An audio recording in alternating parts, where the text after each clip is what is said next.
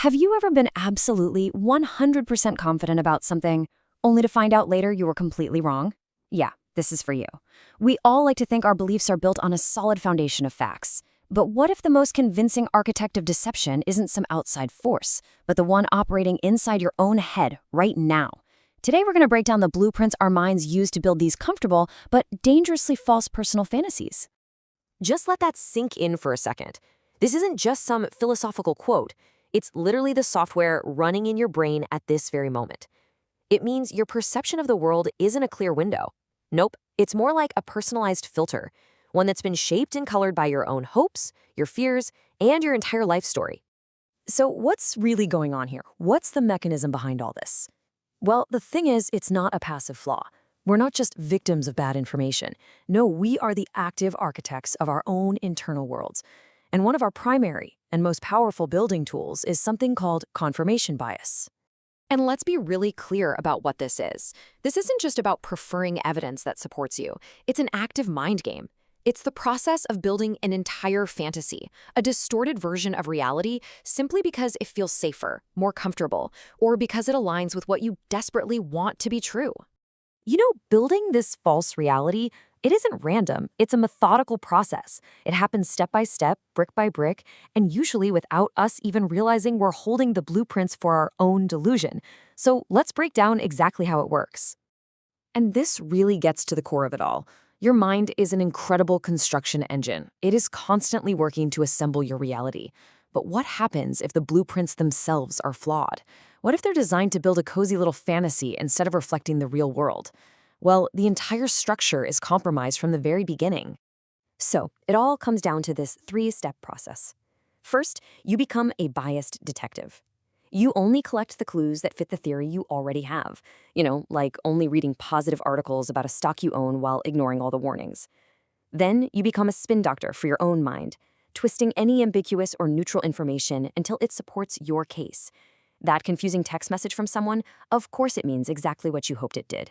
And finally, and this is the most powerful step, you fuse your emotions and your identity to the belief. It's no longer just an idea you have, it becomes who you are. This brings up a really important question. If this whole process is so dangerous, why are we all so good at it? Why would we willingly participate in our own deception? The answer is simple, and it's deeply human. The psychological payoff is enormous. The lie just feels good. So what's the big payoff? Well, this fantasy offers a powerful kind of comfort. See, our brains evolved for quick survival decisions, not for objective truth. Certainty felt a lot safer than complexity. This mental shortcut protects our ego from the sting of being wrong. It gives us a sense of control, and crucially, it saves us from something called cognitive dissonance, that deeply uncomfortable mental stress we feel when our beliefs and reality just don't line up. We subconsciously choose the simple, consistent story over the hard, messy truth every time. But here's the brutal truth. You can ignore reality, but you absolutely cannot ignore the consequences of ignoring reality. That fantasy world you've so carefully built, it's fragile. And when it finally collides with the real world, the collapse isn't just one single event. It's a devastating chain reaction. First, the constant disappointment hits. Your expectations are, by definition, unrealistic. So when reality fails to conform to your story, when that investment tanks or the relationship shows its true colors, it feels like a deep personal betrayal. And that leads directly to a loss of trust, not just in other people, but far more corrosively, in your own judgment. I mean, once you see the self-deception, how can you ever fully trust your own perceptions again? The very foundation of your decision-making starts to crumble. To protect the fantasy, you subconsciously start to push away anyone who might challenge it. You create this echo chamber that leads to profound isolation, and you become dependent not on people but on the fantasy itself for your sense of security. And all of a sudden, your choices are no longer your own. Every single decision gets filtered through one question.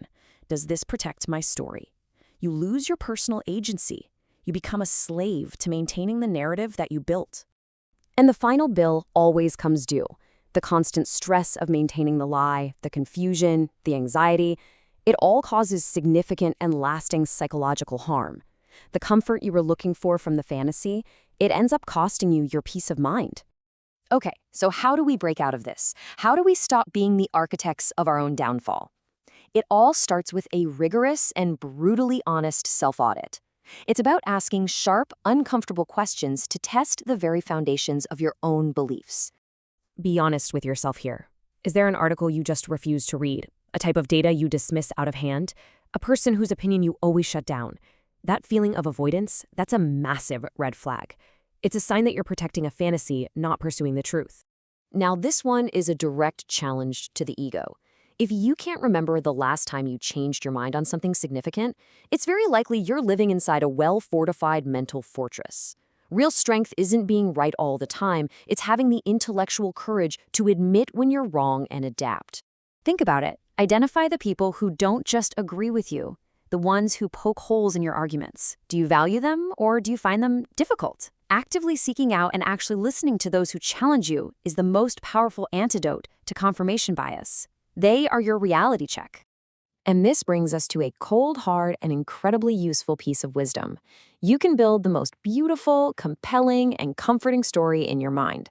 But at the end of the day, reality is the ultimate judge. And it doesn't grade you on the narrative you believe, it grades you on the outcomes you produce.